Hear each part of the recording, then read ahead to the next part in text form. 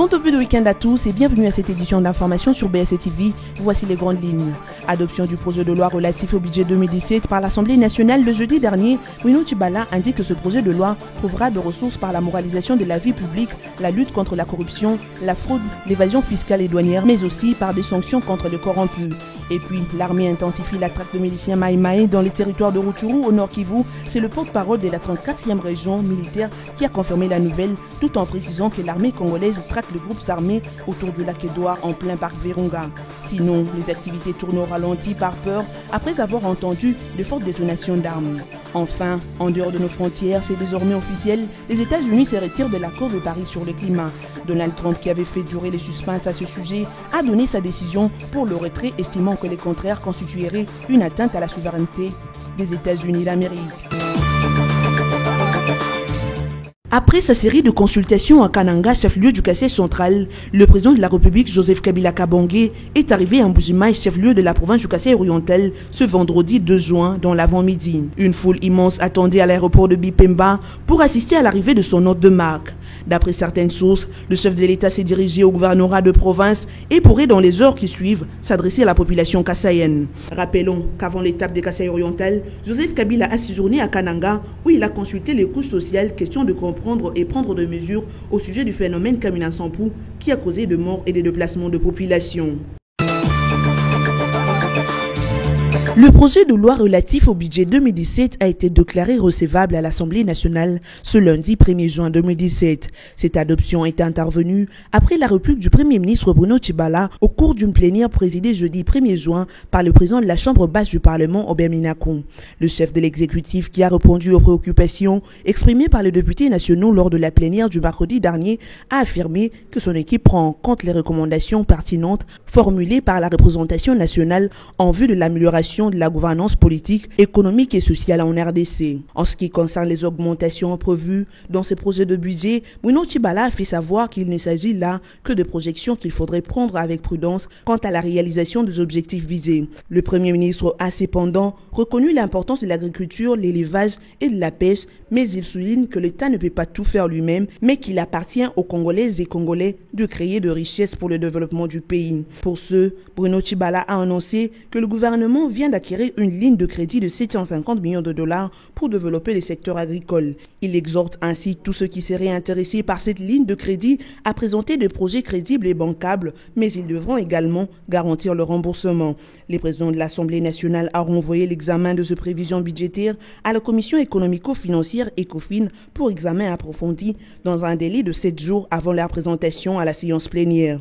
Pour Bruno Tshibala, ce projet de loi trouvera de ressources par la moralisation de la vie publique, la lutte contre la corruption, la fraude, l'évasion fiscale et douanière, ainsi que par des sanctions contre les corrompus. Le violon ne s'accorde pas entre F. Bazaïba et Fidel Babala, tous deux membres du MLC parti cher au sénateur Jean-Pierre Bemba Gombo. Ces deux hauts cadres ne parlent plus le même langage depuis un temps.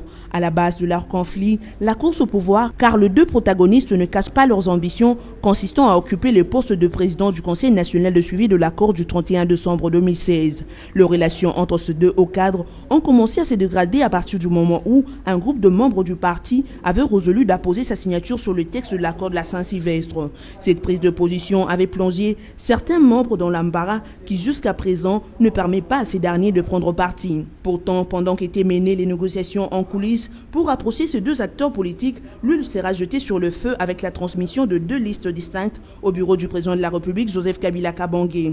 L'une portant la signature de la secrétaire générale F. Bazaïba et l'autre celle du secrétaire général adjoint Fidel Babala.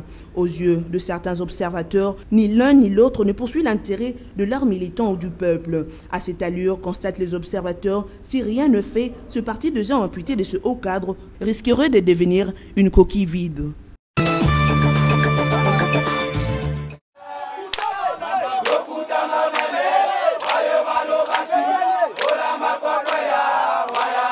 Le gouverneur de la province de l'Équateur s'est adressé aux Équatoriens ce jeudi 1er juin 2017 via l'Assemblée provinciale. Dans son adresse, Tony Cassius Bolamba a dressé un tableau général sur la situation de sa province, précisément sur le banditisme aggravé dans la ville de Mbandaka.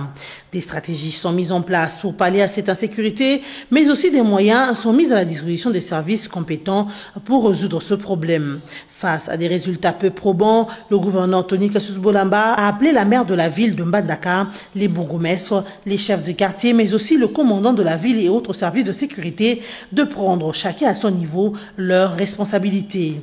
Devant la représentation provinciale, le gouverneur de l'Équateur a rappelé les acquis de son gouvernement mis en place depuis une année, notamment l'éclairage public, l'amélioration de la desserte en eau, l'achat des véhicules pour le gouvernement, le paiement des frais scolaires de certains élèves de Mbandaka, les moyens mis à la disposition de l'EVD pour réhabiliter certaines routes. La liste n'est pas exhaustive. Cependant, Tony Cassius Bolamba reconnaît que beaucoup reste à faire, mais ces réalisations sont le signe de la bonne volonté politique. La vision pour notre province est la traduction opérationnelle du programme du président de la République, dont la vision est de bâtir avec les peuples un Congo fort dans la paix. En 385 jours à la tête de notre province, beaucoup a été fait et beaucoup reste à faire. Nous gardons l'esprit pacifique dont nous avons démontré durant les soubresauts que notre pays a connus durant toute l'année 2016. Grâce à la maturité des Équatoriennes et des Équatoriens, notre province est restée calme. Et je sollicite à nouveau la même maturité pour que nous continuions l'élan que nous avons entamé pour construire ensemble notre province afin d'améliorer la situation économique et sociale, de liberté et de justice. Un message bien reçu par les députés provinciaux qui vont le transmettre à leurs électeurs dans tous les territoires de la province de l'Équateur. Au sortir de l'Assemblée provinciale, le gouverneur Tony Cassius Bolamba a été envahi par les taximens, motos et bicyclettes venus témoigner leur attachement à son action.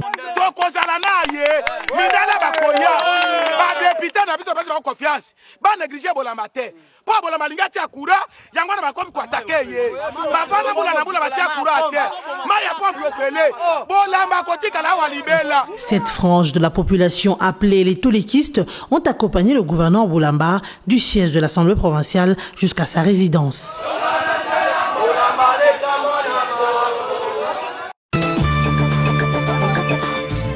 Juste après son adresse à l'Assemblée provinciale, le gouverneur de l'Équateur, Tony Cassius Bolamba, était face aux médias de la province de l'Équateur et ceux venus de Kinshasa. Question de les éclairer sur la situation politique, économique et sociale de la province. Les journalistes ont posé toutes les questions sans tabou au gouverneur Tony Cassius Bolamba. La première partie des questions posées par ces professionnels des médias se résume en ce terme qui s'oppose au programme de parc solaire, à quand la deuxième phase d'implantation de poteaux à éclairage public et quelles sont les dispositions prises contre l'insécurité. Le gouverneur Bolamba répond en soulignant que nul n'est indexé, mais seulement il y a eu beaucoup de faiblesses constatées. Je n'ai pas changé de politique depuis que je suis là. Donc il n'y a pas de politique de carottes ou de bâtons. On a observé, on a écouté, on réagit. On n'a indexé personne. On a seulement dit que tous les moyens ont été mis à la disposition de toutes nos forces de sécurité pour que chacun fasse son travail. L'État n'a pas démissionné. Le gouverneur fait son travail, mais notez que tout ce qui se passe dans cette ville, c'est du sabotage. Au sujet du projet du parc solaire, Tony Cassius Bolamba a exprimé une crainte au regard de la situation sécuritaire qui risquerait de décourager les partenaires. Et pour lui, le développement de l'Équateur passe principalement par l'énergie. On ne peut pas parler du développement de l'Équateur sans électricité, sans énergie. On ne peut pas parler d'industrie. Les grandes nations qui se sont développées, si Kinshasa a quelques moyens, parce que Kinshasa a des industries, si on n'a pas d'énergie, l'Équateur va continuer à stagner. Quant à la proposition de faire un meeting pour s'adresser directement à la population, le gouverneur Tony Cassius Bolamba estime que son message atteindra tous les territoires de sa province, car les députés sont issus de tout l'Équateur. Un homme d'État pense à la génération future. Raison pour laquelle je ne fais pas des politiques spectacles. En résumé de ce point de presse, le gouverneur Tony Cassius Bolamba a dit comprendre la colère de la population, mais il exhorte celle-ci à ne pas se faire justice en brûlant les compatriotes. Il a aussi souligné que la plupart des badauds viennent d'ailleurs pour déstabiliser l'Équateur.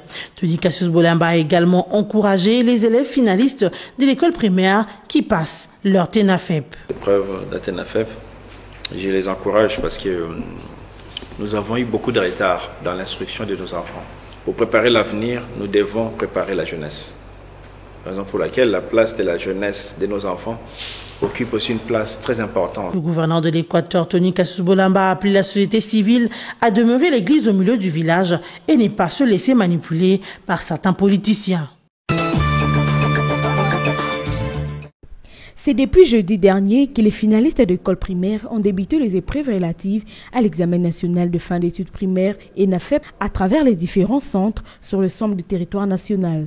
Cette année, les épreuves de l'ENAFEP ont duré 2 jours et ont donc pris fin ce vendredi 2 juin 2017. La session d'examen national de fin d'études primaires s'est clôturée avec succès. Tous les 1 410 340 candidats, dont 51% des filles, répartis sur plus de 5 873 centres, ont respectivement pris part à ces épreuves.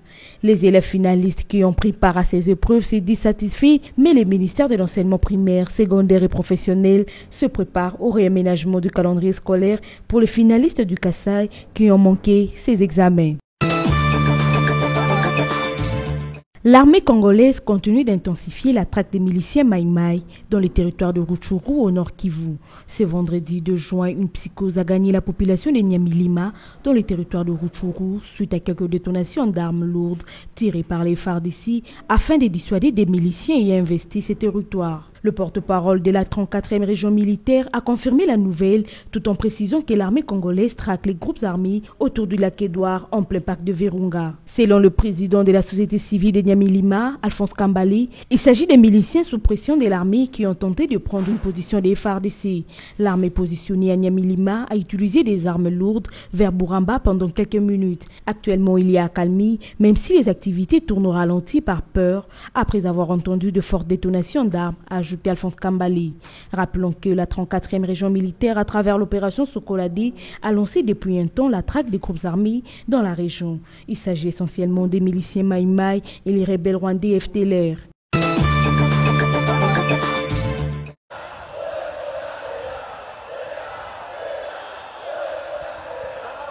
La ville de Mbandaka s'est réveillée dans un climat non habituel ce jeudi 1er juin 2017. La population a tué 3 personnes, dont une femme, et a brûlé vif 2 de ces personnes. Elles sont identifiées comme des badauds qui sèment les troubles, la terreur, mais aussi la désolation dans la ville de Mbandaka. Face à la démission de la police, la population de Mbandaka a décidé de se prendre en charge. Cette dernière a emmené les 2 corps calcinés devant la résidence du gouverneur de la ville, question de montrer à l'autorité qu'elle en a marre de l'insécurité. Cependant, de ce soulèvement de la population, les infiltrés ont tenté s'introduire dans la résidence du gouverneur. Près de 2 heures pour disperser cette foule devant la résidence du gouverneur, aucun renfort de la police. Un silence radio de la part du commandement de la ville. Seule la police militaire, censée sécuriser le gouverneur et la résidence, a pu contrôler la situation et disperser la foule. C'est seulement après que la police donne des ordres à ces éléments pour évacuer les corps abandonnés par la population. Pour Tony Cassius Bolamba, gouverneur de province, les choses se sont maîtrisées, mais les infiltrés vont être poursuivis par la justice. Quand il y a mort d'homme, il y a toujours un regret, quelle que soit l'origine, la profession de la personne, parce qu'une vie, c'est une vie. Bon, depuis un moment, nous assistons à certains actes, d'après nos analyses, comme vous venez de dire, d'infiltration, pour troubler la quiétude de la population. Mais nos forces sont en train de multiplier des stratégies pour mettre fin à cela. Nos services feront des enquêtes et les complices seront, s'il arrivait qu'ils soient repérés, seront traduits devant la justice pour que la province et pour que le pays se retrouvent dans ses droits. Je ne me sens pas menacé. Je suis le gouverneur. Si moi-même, le gouverneur, je me sens menacé et le peuple, je me sens en sécurité. C'est mon devoir de sécuriser la population. Je continue de sécuriser la population et je continuerai de sécuriser la population. Au regard de ce tableau, on se croirait face à une complicité contre le pouvoir en place à l'Équateur. La délégation des ministres provinciaux de l'Équateur, le chef de division de l'énergie et ressources hydrauliques, ainsi que le représentant provincial de la Commission nationale de l'énergie ont visité ce mercredi 31 mai la forêt Inganda Cocotier, située dans le prolongement de la ville de Mbandaka. Cette forêt appartenant à une communauté locale est l'espace choisi pour l'implantation du parc solaire après les études des experts qui ont détecté le passage de la ligne Équateur sur le lieu. Une visite qui intervient quelque temps après que le gouverneur de la province de l'Équateur, Tony Cassius Boulamba, ait signé un protocole avec une firme indienne quant à ceux. Après échange avec les 3 familles propriétaires de l'espace, la délégation du gouvernement provincial a visité le site concerné. Visiblement satisfaits de ces échanges, les envoyés de Tony Cassius Boulamba sont convaincus d'une issue heureuse. Pour le chef de division à l'énergie, Pierre-Adolphe Lumpungwandala, c'est déjà un acquis. Le terrain est presque acquis. Il reste seulement de notre côté de pouvoir accomplir ce que la population exige pour les droits de jouissance. Un avis que partage aussi le ministre de l'Énergie, Jacques Mayalou. Et nous sommes mis d'accord pour revenir le jour à venir pour essayer de donner ce dont ils auront besoin. Le ministre provincial des Affaires foncières, Wabi Dayou, a tenu à rassurer que l'obtention du site par le gouvernement de l'Équateur se fera dans les normes requises pour que les occupants du lieu ne soient pas perdants. Ici, nous sommes en pleine cuvette centrale. On ne pouvait jamais installer un barrage hydraulique. Du moins, le remède des maires, toujours l'installation des parcs solaires. Remerciements à l'endroit de l'autorité provinciale, son Excellence Tony Cassius Boulamba, parce que nous sommes en train de faire tout ça avec son pouvoir et par sa permission. Lorsqu'on opère expropriation pour cause d'utilité publique, il y a des remèdes qui seront trouvés aux propriétaires, donc ils vont sûrement se retrouver. Il y a des bénéfices qui seront immédiats et d'autres seront médiats, donc ils vont se retrouver à 100%. Cette visite a également plu aux habitants de Inganda qui voient déjà le développement de leur milieu de vie grâce à la lumière, nous le dit son chef coutumier Bouké Chubolengue. tosepeli mingi komonaka bakonzi Équateur pona projet baye nango na mabele na biso et puis toyambi yango iyo pe to féliciter bango mais batika te ko bakino esalema kaka boyi pona ntombo ya Équateur pona lokumu ya province Équateur pe pona lokumu ya République démocratique du Congo. Mission terminée, la délégation a regagné la résidence du gouverneur Tony Cassius Boulamba pour le faire rapport de leur travail. Donald Trump a finalement annoncé le retrait de son pays de l'accord de Paris sur le climat ce jeudi 1er juin 2017. Une promesse de la campagne présidentielle au nom de la défense des emplois américains et de son slogan « L'Amérique d'abord ». Pour le locataire de la Maison-Blanche, l'accord de Paris constitue une atteinte à la souveraineté des États-Unis. Ce serait un fardeau financier et économique qui empêcherait la population américaine de bénéficier de la prospérité qu'elle pourrait tirer des ressources énergétiques américaines. Oui, nous retirons, mais nous allons commencer à renégocier et nous allons essayer d'atteindre un deal qui soit juste et équitable. Si nous ne pouvons pas, eh bien tant pis, et si nous pouvons, tant mieux. Par ailleurs, la communauté internationale a fustigé la décision de Donald Trump. La chancelière allemande Angela Merkel, quant à elle, regrette la décision du président américain et l'appelle à poursuivre la politique climatique qui préserve la Terre. De son côté, le commissaire européen à l'action pour le climat, Miguel Arias Canate, fait savoir que l'accord de Paris va perdurer et que le monde peut compter sur l'Europe dans la lutte contre le changement climatique. Malgré son regret relatif à la décision de son homologue américain, le président français Emmanuel Macron, quant à lui, fait savoir que la France et les États-Unis continueront à travailler ensemble, mais pas au sujet du climat. À présent, place au rappel de titre. Adoption du projet de loi relatif au budget 2017 par l'Assemblée nationale le jeudi dernier. Wino Tchibala indique que ce projet de loi trouvera de ressources par la moralisation de la vie publique, la lutte contre la corruption, la fraude, l'évasion fiscale et douanière, mais aussi par des sanctions contre les corrompus. Et puis, l'armée intensifie la traque de miliciens Maï Maï dans le territoire de Rutshuru au Nord Kivu. C'est le porte-parole de la 34e région militaire qui a confirmé la nouvelle, tout en précisant que l'armée congolaise traque les groupes armés autour du lac Edouard en plein parc Virunga. Sinon, les activités tournent au ralenti par peur après avoir entendu de fortes détonations d'armes. Enfin, en dehors de nos frontières, c'est désormais officiel, les États-Unis se retirent de l'accord de Paris sur le climat. Donald Trump, qui avait fait durer les suspens à ce sujet, a donné sa décision pour le retrait, estimant que le contraire constituerait une atteinte à la souveraineté des États-Unis d'Amérique. Cette édition est terminée. Merci de votre attention renouvelée à la rédaction de BSC-TV.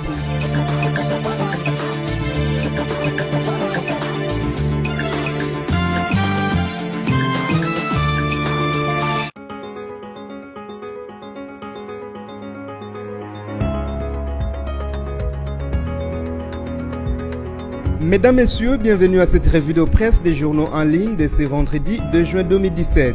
L'arrivée du chef de l'État à Mbuji-Mayi, l'adoption du budget 2017 et la traque des Maïmaï par le FARDC, tels sont les sujets sélectionnés pour vous ce jour. Ouvrons cette revue de presse avec le site d'information okapi.net qui titre RDC, après Kananga, Joseph Kabila est arrivé à Mbuji-Mayi. Le chef de l'État congolais Joseph Kabila est arrivé ce vendredi 2 juin à Mbuji-Mayi dans la mi-journée. Sur place, il devra échanger avec la population sur ses différentes préoccupations, a indiqué le gouverneur du Kasaï, Ngoï Kassanji. La visite du chef de l'État intervient pendant que certaines localités des territoires de Miabi et Chilenge font face à la présence des miliciens se réclamant du chef coutumier Kamouinan Sapou, tué l'année dernière dans une opération des forces de l'ordre.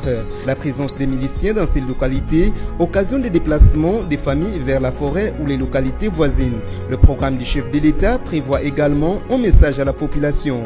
À Kananga, où il a séjourné pendant 3 jours, le chef de l'État a reçu en audience les représentants des différentes couches sociales pour explorer les voies de rétablissement de la paix dans cette province, conclut le site d'information de la radio onusienne.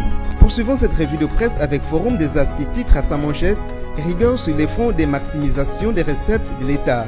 Bruno Tshibala brandit des sanctions. Fini le débat général autour du projet du budget 2017 de l'État congolais à la Chambre basse du Parlement. Ce projet de loi, présenté et défendu le mercredi 31 mai dernier à l'Assemblée nationale, a été déclaré recevable au cours de la plénière d'hier jeudi.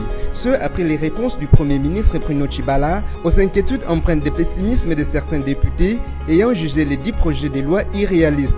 Dans sa réplique hier à l'hémicycle, le Premier ministre Bruno Tshibala n'a pas du tout ignoré toutes ces réalités. Cependant, il pense que l'heure a sonné pour mettre fin à un cycle de budget de la honte qui a caractérisé la RDC pendant plusieurs années. Le journal note aussi que le chef de l'exécutif compte parmi ses priorités l'agriculture. Bruno Tshibala a annoncé à ses concitoyens via l'Assemblée nationale la mise en place de ce qu'il a lui-même appelé Petit Plan Marshall pour l'agriculture et les activités connexes en RD Congo. Il a à cet effet annoncé que la RD Congo vient d'obtenir une ligne de crédit de 750 millions de dollars américains auprès d'Afrexim Bank et autres partenaires avec un taux d'intérêt hors concurrence. Cependant, le Premier ministre a précisé que l'accès à cette ligne de crédit est conditionné par la présentation des projets crédibles, bancables et offrant de sérieuses garanties de remboursement des prêts consentis. Pour y parvenir, Bruno Tshibala a annoncé une batterie de mesures économiques qui seront rendues publiques dans les tout prochains jours. Selon lui, le gouvernement travaille déjà et sans désemparer sur l'élaboration des mesures urgentes et prioritaires en vue de stabiliser et relancer l'économie à court terme. Avant d'ajouter que l'accent sera mis sur la lutte contre la corruption, la fraude fiscale et douanière, l'élargissement de l'assiette fiscale et surtout les sanctions exemplaires contre les fraudeurs et les dirigeants incompétents et l'amélioration du climat des affaires. Le projet de la loi des finances a été envoyé à la commission économico-financière de la Chambre basse du Parlement. Un délai de 7 jours calendrier a été accordé à la dite commission pour un examen en profondeur. Bouclons cette revue de presse avec le site d'information actualité.cd qui écrit Nord Kivu, l'armée intensifie la traque des miliciens Maïmaï dans le parc de Virunga. Une psychose a gagné ce vendredi 2 juin 2017 la population de Nyamilima, territoire de Rutshuru au Nord Kivu, suite à quelques détonations d'armes lourdes tirées par les FARDC positionnés dans la région afin de dissuader les miliciens Maïmaï ayant investi la localité de Burumba, située près du parc national de Virunga, axe routier Rutshuru-Nyamilima. Alphonse Kambale, président de la société civile de Nyamilima, a affirmé qu'il s'agit des miliciens sous pression de l'armée qui ont tenté de prendre une position des FARDC. Le porte-parole de la 34e région militaire a précisé que l'armée traque des groupes armés autour du lac Idouard en plein parc de Virunga. et d'ajouter que les forces loyalistes ont déjà capturé certains rebelles, 2 se sont déjà rendus, il y a des armes aussi récupérées. Il a cependant demandé aux populations de Bouramba, Nyamilima, Ishacha de se désolidariser de ces inciviques pour en finir une fois pour toutes. Mesdames, Messieurs, c'est la fin de cette revue de presse. Merci à vous qui l'avez suivi.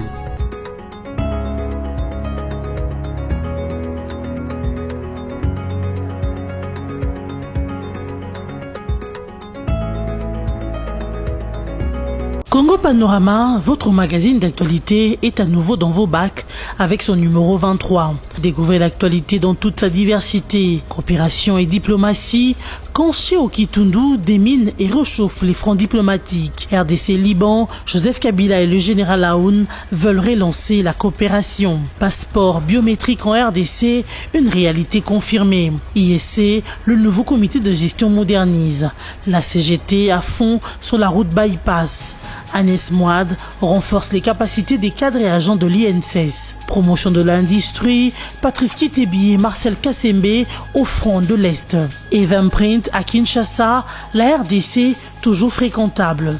Formation professionnelle, après Kinshasa, bientôt un bâtiment ultra-moderne de l'INPP à Lubumbashi. Congo Panorama, c'est aussi la politique avec les négociations pour des élections apaisées. Sanko, échec et mat. Congo Panorama décortique pour vous les efforts du chef de l'État à travers le gouvernement pour la pacification au Tanganyika entre Pygmées et Bantous, à Kinshasa et au Congo central dans l'affaire Boudoudia Mayala, au Kasaï avec le phénomène Kamina Sampou, le tout avec thérapie du dialogue administré par Emmanuel Chadari. Congo Panorama numéro 23, c'est enfin l'éditorial signé Yvan Ramazani, rien que pour la paix. L'éditorialiste révisite le cursus du président Kabila au sommet de l'État et constate qu'il a choisi de conduire dans la paix ce pays vers sa destinée de grandeur, non pas tout seul, mais avec le peuple congolais qu'il s'efforce toujours à ériger comme principal acteur de son bien-être et bénéficiaire prioritaire